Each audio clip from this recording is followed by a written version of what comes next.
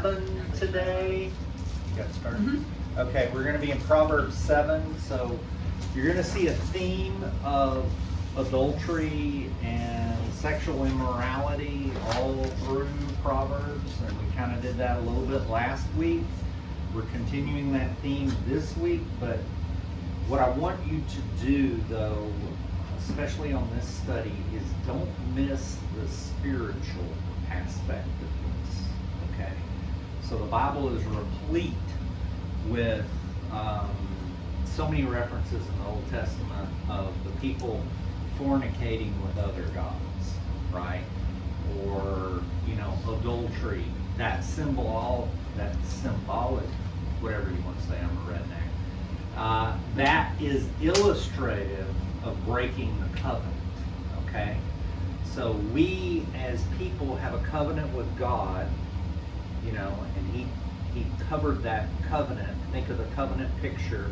A covenant like the first one we really see is in Genesis with Abraham, where it cuts everything and then God walks through it to do the cutting, and blood is what seals the covenant. So we have a sealed covenant through the blood of Christ. Jesus died for us. That's that covenant relationship. And if we go outside of that covenant to another god, that's adultery, right? That's idolatry, that's adultery, that's all of these things from a spiritual standpoint.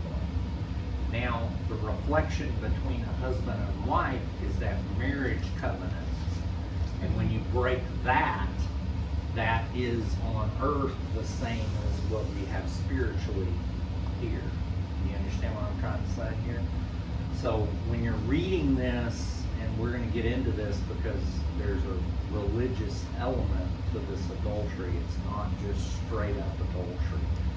So don't miss that when you read this. So with that being said, somebody want to read the first 2 verses and we'll get into this. It says, "My son, keep my words and treasure my commands within you. Keep my commands and live, and my law as the apple of your eye." So the apple of the eye is an idiom. That means the pupil, right? The apple is the pupil, so it means the center. In Hebrew, this would be kind of like the center of your heart. You got to keep God in the very center of your heart and not violate those commandments, not violate that covenant that we just talked about. And then that covenant brings life, right? So that you might live. The penalty is death, right? Even in that day, adultery, you were stoned to death, remember? So he's trying to teach these to his son. Now, why do you think Solomon, or the teacher, we don't know exactly, but Solomon in particular, why do you think this would be critical to him? What did he see in his father's life? David. Destruction. Some of the bad things. What was the fruit that came out of Solomon's adultery with Bathsheba? David's adultery with Bathsheba. So he's the product of that, right? Yeah. And then he saw the ramifications on David all of his life, right?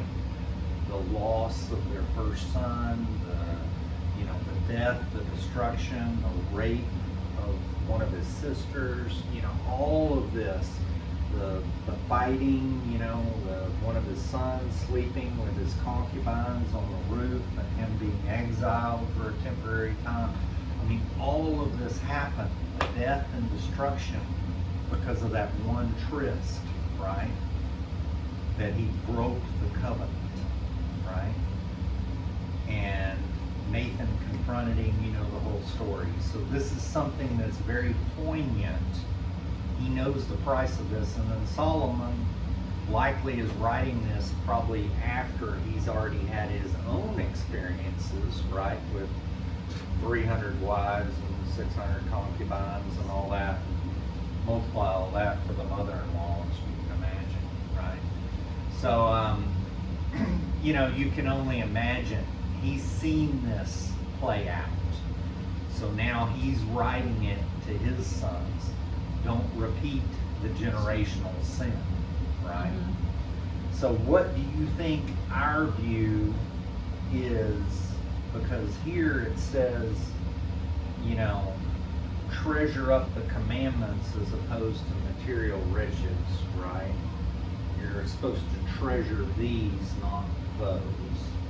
And then you may, so that you may live and not die.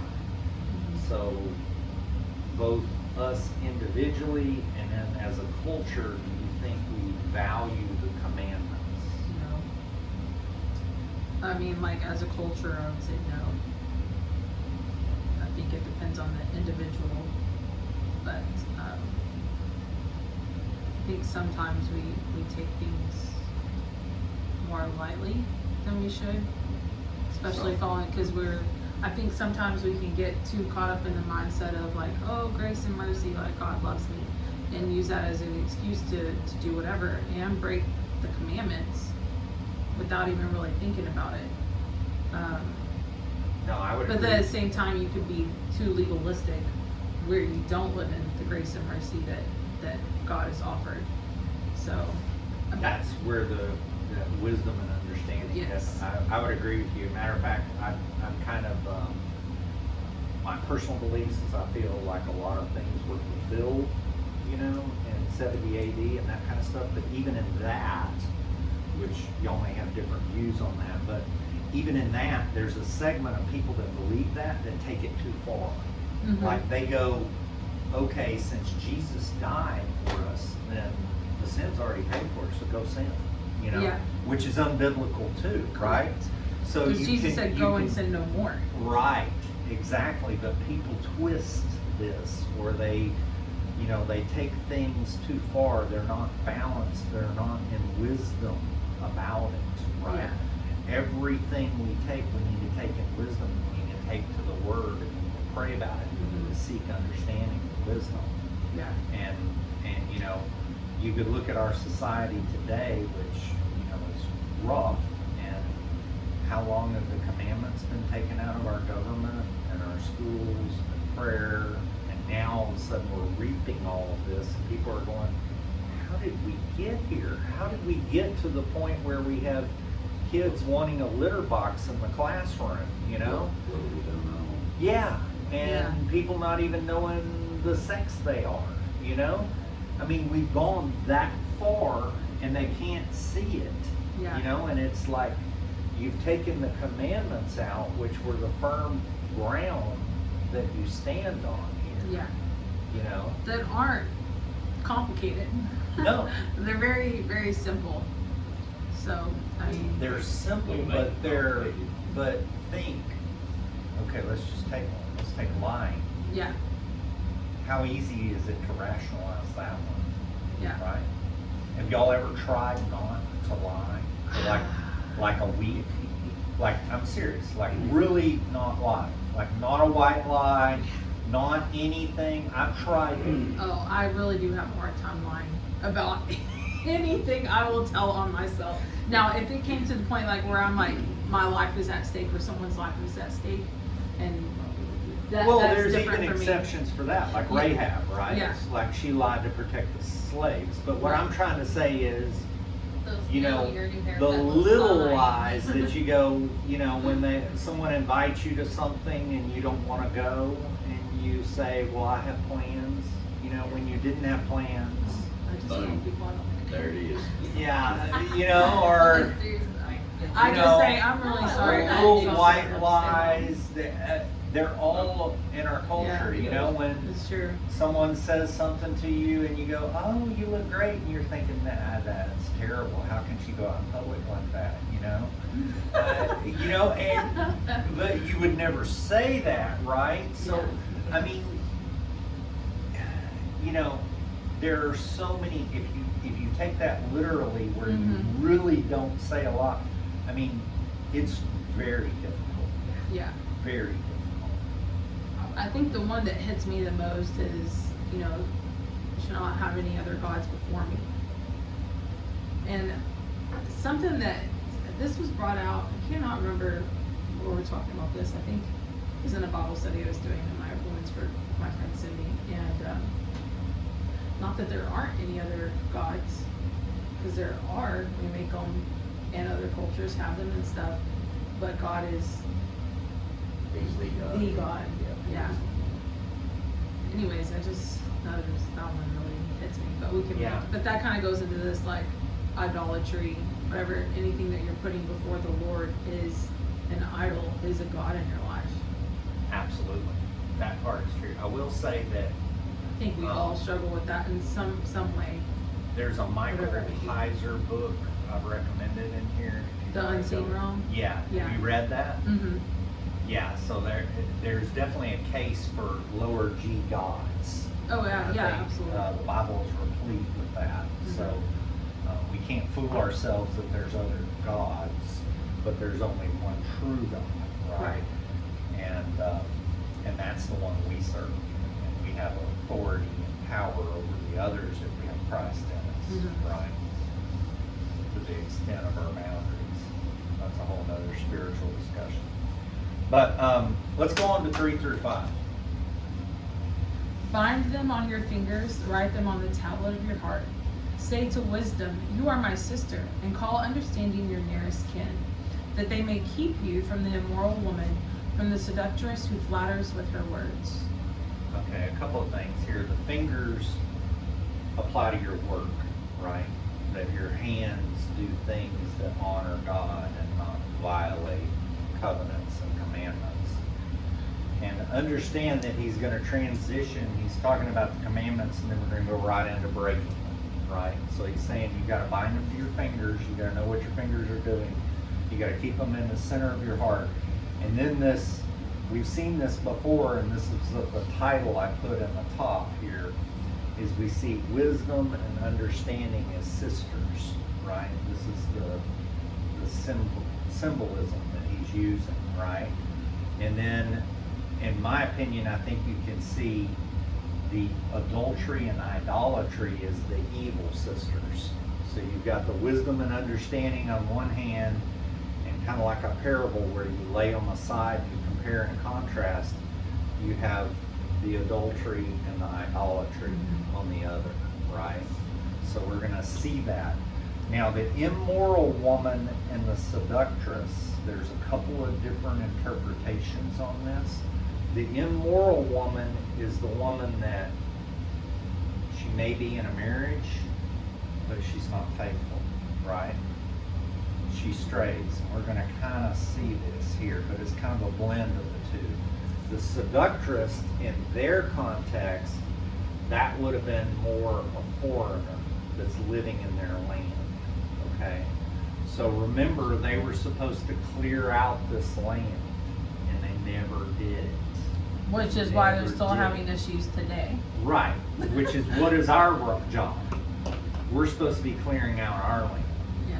We're not in charge of anything over Bonham, but Bonham is where we live, and we should be clearing and purging out the things that are evil in our area. And if everybody did that, then it'd be like Nehemiah. You build your wall in your backyard. And if everybody did that, then, you know, to the extent possible, it'd be like what Jesus said, as in heaven as on earth, right? Because we'd be bringing kingdom reign here, but we're failing at our mission, right? And the mission hasn't even changed. It's all the way back to the garden, right? What did he say to Adam? He said, you know, have control over the birds of the air, and land, and fish of the sea. And we have that commandment to take dominion, if you will, over our area. Now that dominion can be taken a wrong way, but that dominion is through Christ, right? So the dominion through Christ, doing his will, not our will, not ruling over, but being good stewards of. It starts with us raising our families the right way. Yeah. You know, it starts here, we can go out. Yeah, we had a whole conversation about trusts when we walked in. And in law, there's 3 types of law. Trust law is the highest level of law, and it's biblical because we're in a trust with God. The trust is the highest law. It's the law of the air, right? And then the law of the land is common law, and the law of the sea is the merchant law, because they had people that were on the seas that would trade, and you couldn't do common law with them because they weren't there for you to, if Billy wronged me, I could go to his house and we could work it out one way or another, right? That's common law. And the common law was, we operate in freedom and morals, and there's no foul if there's no damage, and that's the way we were supposed to be. And the people that didn't operate, like the merchants of the sea that didn't live there, we had to have more protection or more laws on that. That's where we get the UCC in America. That's where government is supposed to be under this law. We were never meant to be under it. We were meant to be under common law, where there's no foul, no problem. And the highest law was a trust law, because we're granted that we're supposed to be operating under that moral code, under that. So, the seductress, getting back to this, and this will become more important, understand that the context of this, because we have to look at this hermeneutically. What did it mean to them? So they're living among people that are serving other gods. Some of these gods require sexual practices in their worship. Okay? Kind of like what we've talked about before in Revelation and other areas where they had temple prostitutes, they had all this. So some of these, even though it's sexual, it's actually religion. It's actually serving other gods. So they're not, when you're partaking of that, you're not just partaking of a physical violation of adultery, you're actually participating in worship of other gods. Okay, does that make sense? So we're going to see that connection later, so I don't want you to miss that. So let's go on to 6 through 9. It says, for at the window of my house I looked through my lattice and saw among the simple.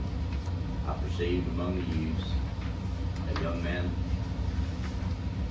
devoid of adultery and idolatry, able sisters of wisdom and understanding. I think you missed a verse. Oh, Void of understanding, passing on the street near her corner, and he took the path to her house in the twilight of the evening, in the black and dark night. Okay, so let me see if I can paint the picture here for you, because if you read this out of context, it's kind of confusing. Okay, first you have to understand the times, right? They had no AC, they had no air conditioning, they would hang out on the roofs or the second floor because there was a breeze. They had windows that would do this. They'd have lattice, which would allow some privacy, but they could still see through the lattice. So this guy is in town. There's two people in the story, right? The one guy is in town, and he has no TV, he has no entertainment. So what does he do? He's looking through the lattice at night, right? And he's studying the behaviors of the people, right? So he starts to see these patterns of young men and these women, and he's seeing it all through. And then he's speaking of this pattern that he's observing, this teacher, the one who's telling us this, right? So you see him, and then he sees the young man coming, right? We don't know, but we think he may be alone, or he got alone, because of the way the story plays out. But he sees this, and he sees him coming down the street. So what I want you to see is this person is headed towards a trap. So what are the things that we can relate on this story that we can see that this guy didn't do to put himself in that situation to begin? Because once you're in the trap, it's much harder to get out of the trap, right? So where do you think, let's start with the what, the when, the why. Think about the scene. What's going on here? What do y'all think?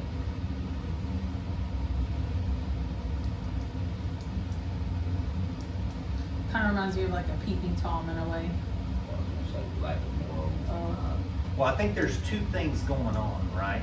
The one guy's kind of bored, he's kind of like a peeping Tom, but the other guy is just walking down the street, right?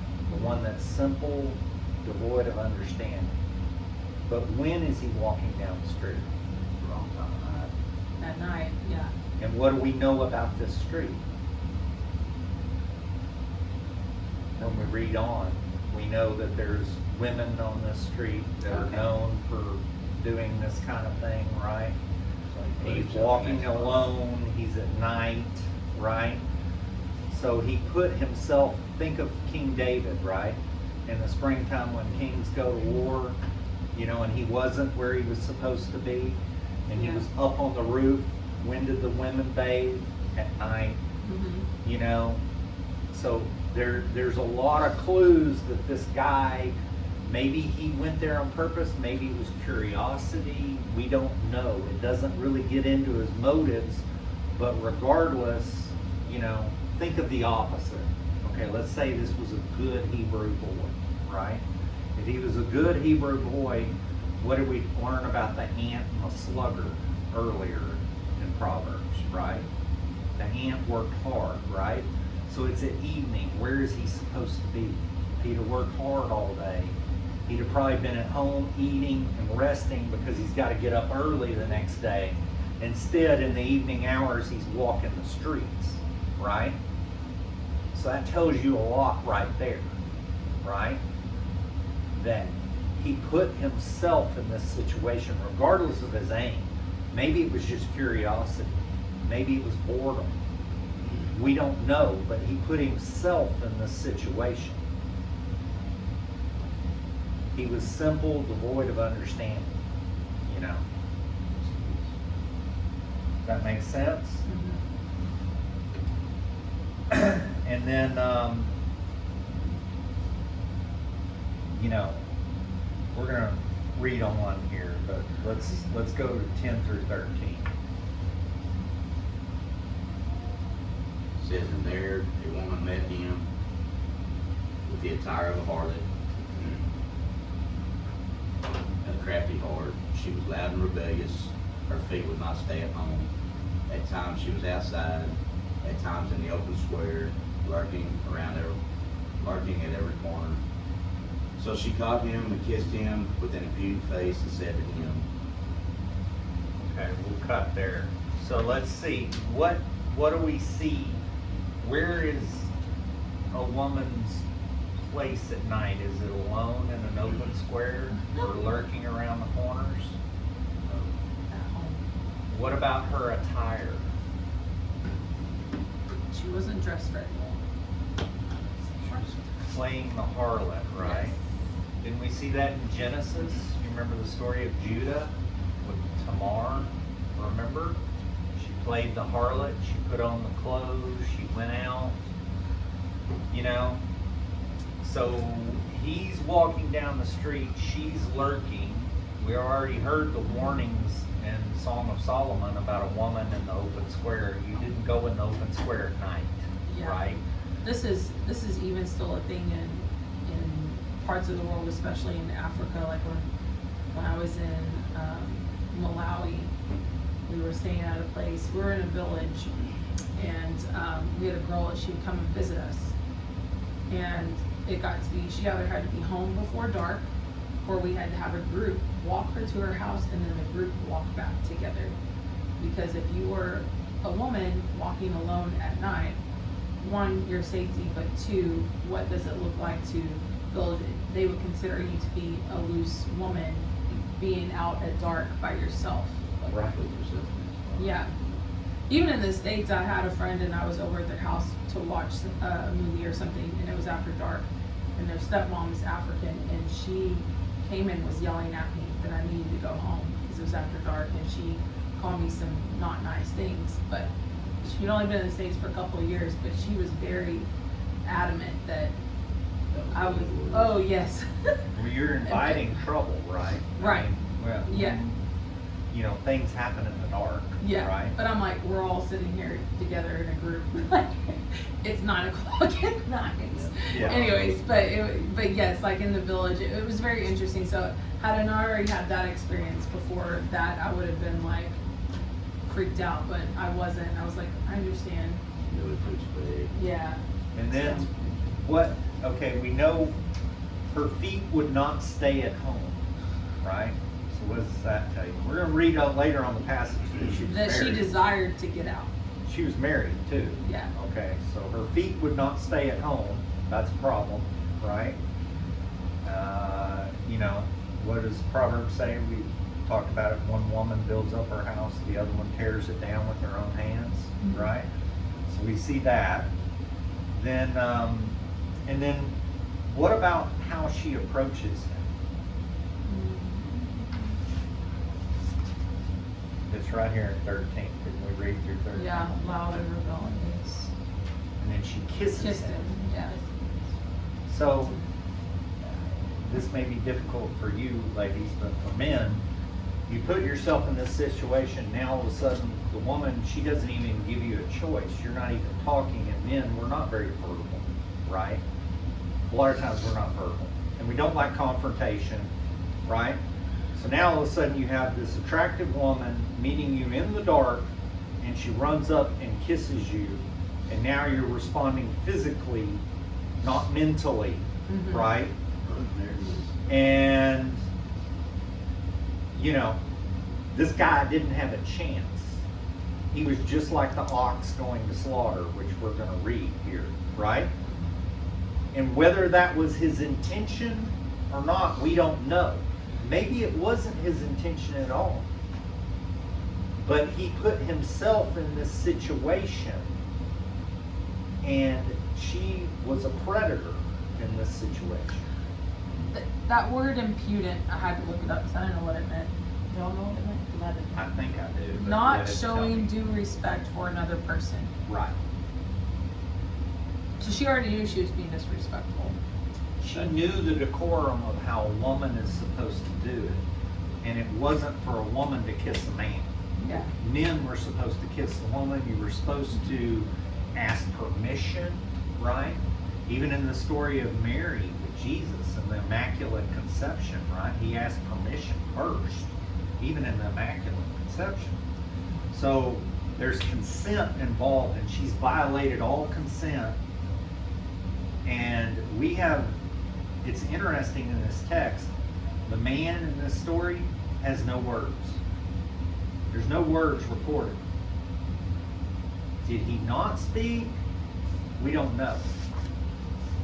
But me being a man, a lot of times you want to process things before you speak.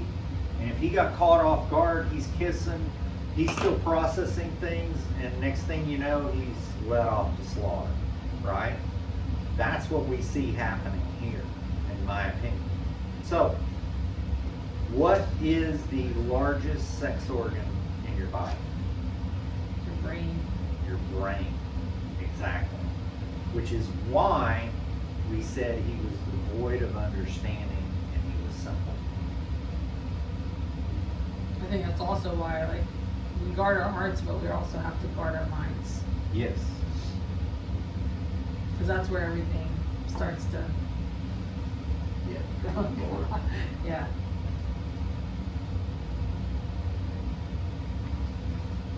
So, let's go on.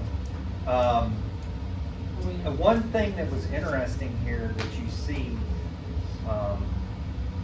here is in one of the commentaries, it says in 13, I think, showers in the quick, well, we'll get to this. I think it's in 15. So let's go ahead and read the 14 through 18. I have peace offering. This is what she says to him. Yeah. She said to him, I have peace offerings with me. Today I have paid my vows. So I came out to meet you diligently to seek your face, and I have found you. I have spread my bed with tapestry, colored coverings of Egyptian linen. I have perfumed my bed with myrrh, aloes, and cinnamon. Come, let us take our fill of love until morning. Let us delight ourselves with love. Okay, a couple of things here. Now, the you here, the pronoun you, we don't know if that you was Singular or plural? Well, we don't know if it was a generalized you Uh-huh. or she actually knew him. Uh-huh. Like She's like- been waiting. Maybe he's come down the street before. Right, or maybe she's like a colleague of her husband, or Mhm. she's seen him at the marketplace, Yeah. you know, or something like that, and she's like targeted him, right? So you get this picture that, you know, she could have been, you know, there are these women and men for that matter, but they target what another woman has. They want her husband. It's not good enough that you want, you know the song Jesse's Girl, right? I want a girl like that. No, some people want Jesse's girl. You know what I mean? They want Right. your husband because Yeah. they want to not just have him, but they want to take something away from you. They want to destroy something because of the heart, the evil intent of the heart, and the jealousy. And there are home wreckers. That's what they do, Yeah. right? It's like, it's much more than a physical thing, or it's more of a power thing, right? Remember, your largest sex organ is your brain, and they want power and control, that they can take something from you, right? And there's some of that I think we still see today, right? So we don't know if she was targeting or if it's more like a you, and then, or a more generalized you. But now, interesting, she puts religion here. So this is where we get to the idolatry piece. Mhm. I have my peace offerings with me, right? So she's saying she's like, you know, this is a Jewish boy, so he's worried about that type of thing, right? He's simple. Oh, well, she has her reason. She did her vow, you know. What kind of vow is this, right? What God is she serving, right? And then that makes you think, so I came out to meet you. So what kind of a vow did she take? Is this a religious thing for her? Is she in one of those temple cults where this is their practice, this is their religious giving, their offering? Her offering is with her, right? Maybe it's her body that she's offering, right? Yeah, because I mean, a lot of those, the pagan religions, when you look at the Romans especially, very sexual in their, I don't say worship, but their beliefs Yes. and their culture and everything. Even in the New Testament, the churches, right? Yes. If they didn't go to the temple prostitute and do their worship, then they wouldn't trade in the market the next day, Mhm. right? So they were banned from trading because they weren't in the club, Right. right? So you get kind of that picture that this is much more than physical. Correct. I mean, there is a spiritual aspect to that as well. Even, you know, God, I believe that God did design sex as an act of worship between a man and a woman who confines in marriage. But just like with anything, things that God meant to be for His glory can be used for other Absolutely. things. Absolutely. And I think that's kind of like, this is part of that picture. Yeah. I would agree, because the two become one. Yeah, So we now twisted you're it and we becoming make it evil. one with something pagan, Yeah. with something, you know, idolatrous. Now, what do you think about this woman's means? Or what? Her means, her level in society. Is she poor? Is she rich? Is she... I'm gonna assume she's not poor, because she's got the Egyptian linen, which is considered top notch. She's got the perfumes, myrrh, aloes, cinnamon. Those are all like, You had to have means. to you get had all to have that. means to have that. You couldn't be poor, you know. So we're gonna read on more into that, and then notice we're gonna take our love until morning, right? So she's probably trying to do this all in the darkness, right? The Yes. morning is like first light, so you can get out of here by first light because no one will know, right? So let's read on as he gets closer and closer to the trap. 19 through 21. For my husband is not at home. He has gone on a long journey. He has taken a bag of money with him and will come home on the appointed day. With her enticing speech, she causes him to yield. With her flattering lips, she seduces him. So here, the long journey and the bag of money, right? So the money speaks to multiple days of provision, right? It was a whole bag of money. He didn't just bring a few coins to come back later that evening or something like that. He had to bring a whole bag of silver with him, right? So he went out, and then the appointed day, and some of the translations it says until the full moon, or you know, that type of thing. So you'll see some references that this is going to be many days. So some of the commentaries said that she may have been doing this practice, you know, daily while he's out, Yeah. you know, or you get that impression, right?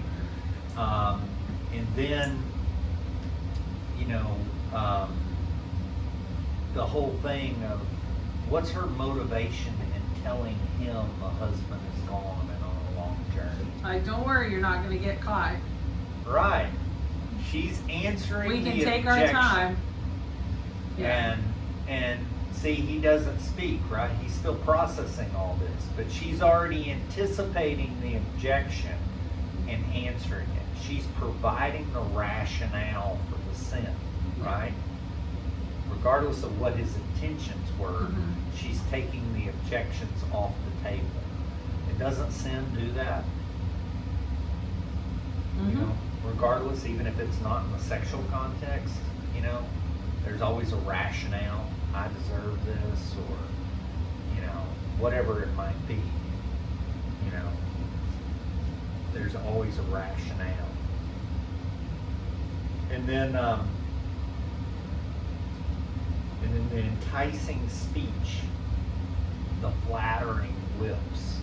We're gonna kind of talk about that, but you know, I think the commentary here from the preacher's one, I thought it was good. It says the proposition was so slickly put, so piously argued, so winsomely supported, she gained the response she had in mind. He immediately went after her without pausing to reflect, investigate, or seek outside counsel. At that moment, the foreign woman became his authority, replacing the law of Moses and the commandments of the teacher. The outcome was not what she advertised, the final outcome at least. Right? So that's where we're going with it. Right? So you're going to see this. So let's go on to, you know, that's how sin entices, right? It tells you the benefits, it doesn't tell you the price. Correct. Right? Consequences, yeah. The consequences. Which we talked about last week, like, yes, there's grace and forgiveness, but we're not excused from consequences. Absolutely. God always deals with that. He's sowing and reaping, and he doesn't spare the consequences. Okay, 22 through 23. Immediately he went after her, as an ox goes to the slaughter, or as a fool to the correction of the stocks, till an arrow stuck his liver. As a bird hastens to the snare, he did not know it would cost his life. So there's a couple of things here. The liver, in ancient times, when they went to kill the animal, they would stick it into the liver, because that would ensure prompt death. It's more humane to the animal. So that was the death blow, right? So he's going in a fool to the stocks. You kind of get that one, the ox to the slaughter. Yeah. You know, and he didn't know his plight, right? He's just silently going into the slaughter here. Right. We're not seeing him voice one objection, kind of like the prior one said. He didn't stop to think about it. He didn't think about the consequences. He didn't use his big brain. He used a much smaller organ, possibly. But, you know, so Sure. we see here that he was captured, right? And then, you know, before we get into the physical or all that, the religious here, I think, is important in that, you know, he's violating that covenant, and she's taking away, she's operating in the world, right? Her consequences are of the world. She's going, well, don't worry about my husband, right? The husband in this case was probably the least of his concerns, because she was probably doing this with everybody. His more concerns are going to be the long-term consequences with God. So think about Joseph, right? When Potiphar's wife, what did he say to Potiphar? You remember? Mm-mm. He said, how could I do this great sin against God? Mm. The sin is against God, right? The adultery is against God. God's consequences are going to be a lot worse, right? Think of David with Bathsheba. Think of all the consequences that happened. Uriah didn't give the consequences. God gave the consequences. Right. They were a lot worse, right? So, let's go on to 24 through 27. Now therefore listen to me, my children, pay attention to the words of my mouth. Do not let your heart turn aside to her ways. Do not stray into her paths. For she has cast down many wounded, and all who were slain by her were strong men. Her house is the way to hell, descending to the chambers of death. I mean, you know, this poor guy, regardless of his thing, he didn't have a chance. I mean, she was dressed to the nines. She's got the attire on. She kisses him. It's dark. You know, he's in a bad situation. And just like Joseph with Potiphar's wife, you know, the only proper response in that is to run, you know. But Joseph knew not to get in that situation, and she enticed him and put him in that situation one time. And you notice Joseph, who's the picture in the Bible of the most Christ-like person in the entire Bible that we have, besides like Melchizedek, which is, you know, kind of a figure that we don't even know had a beginning and an end. Most people think he's a theophany or an appearance of Christ, but besides him, he's the probably most Christ-like figure in the entire Bible. And when faced with that temptation, he ran. He didn't stand against it. He didn't try to argue with it. And then with men and some women, we can't reject women. The fastest growing population of pornography today is women. So we all have those temptations, and those temptations we need to flee. Because once you're there, you're like an ox to the slaughter. You put yourself in that situation, and other things will kick in, and you can't logic yourself out of it. So you have to flee. You have to see the trap and flee, right? Which is what he didn't see here.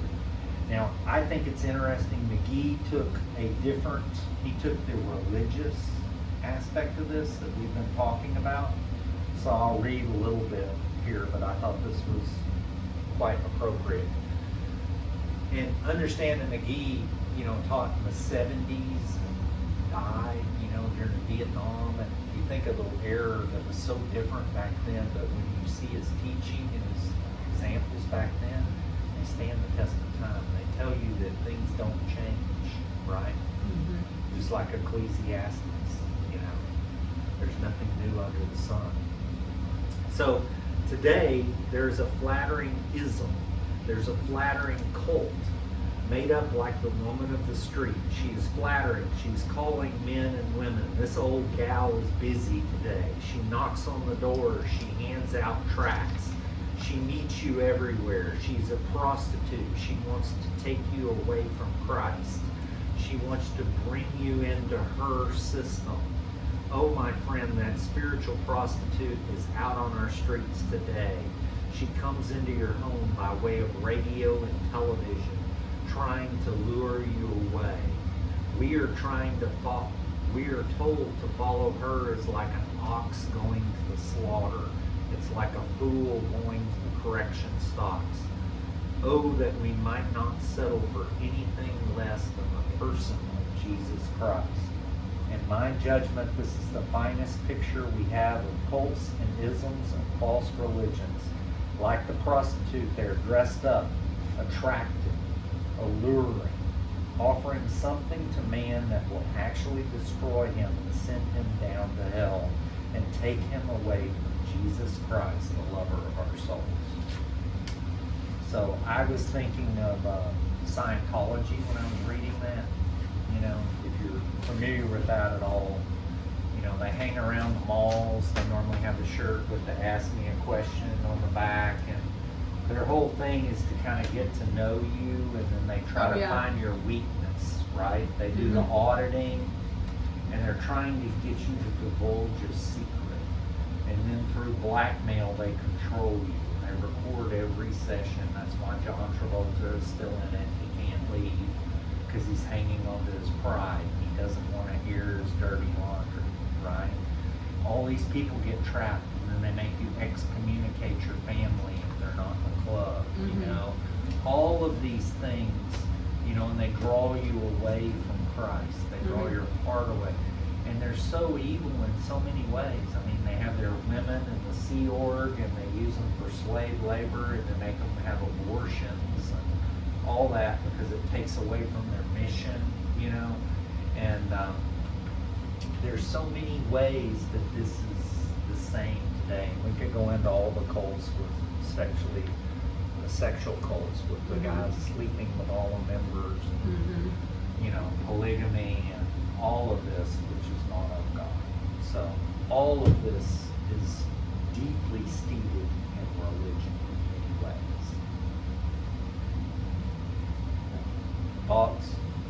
Questions? Did y'all learn something today? Okay. Well, that's a wrap. I'm gonna stop the video.